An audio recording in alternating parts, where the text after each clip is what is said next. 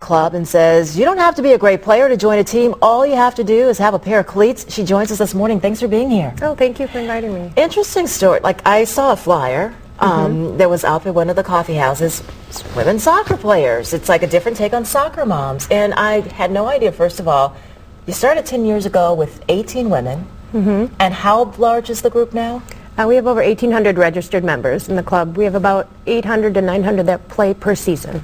Because some they like indoor, some like outdoor, so we're year-round. You play year-round and all different experience levels. Right. We go from the beginner, they could be 16, 18, to collegiate, post-collegiate, to, I think our oldest member is maybe 67. Oh my gosh. So all different levels. For those that have played collegiately, there's also a division for that and a league for that. And it's really interesting. It started off not as...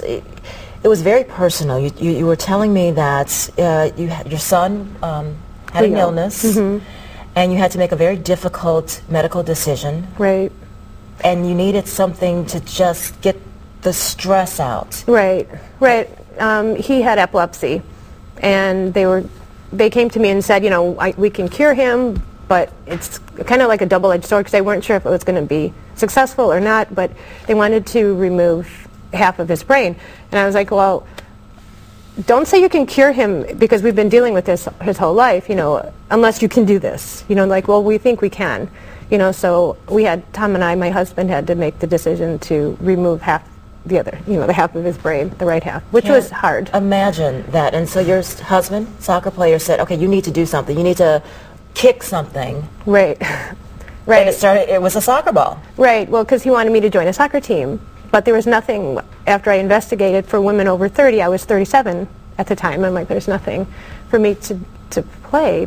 So he's like, well, formative? Yeah. You know, so, but there was nobody, you know, at the facilities that had a women's team. So I asked my friends who had asked me, what can we do to help you? And I'm like, well, do you guys want to learn how to play soccer? Yes. And they looked at me like, what? I'm like, no, seriously, you know, and so then they said, okay, and then my husband Tom was our first coach, and my friend Matt was our other coach. Again, from 18 women to hundreds, it's the Women's Soccer Club of Wisconsin. And you said beyond playing and getting the skills of the game, you've seen women change. Oh, right. They're very empowered. This empowers women. They feel stronger. There's this one woman that comes to mind right now.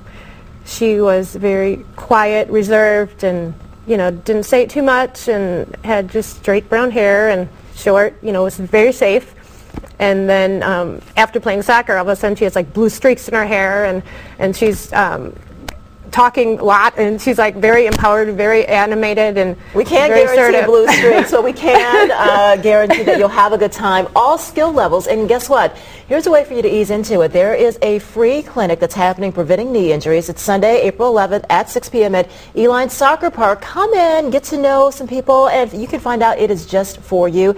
I got a T-shirt, Rob, and I'm kind of interested in this. There you go. They said beginners, and I'm a beginner. That's perfect. All right. No fair painting my face on the ball, though. See.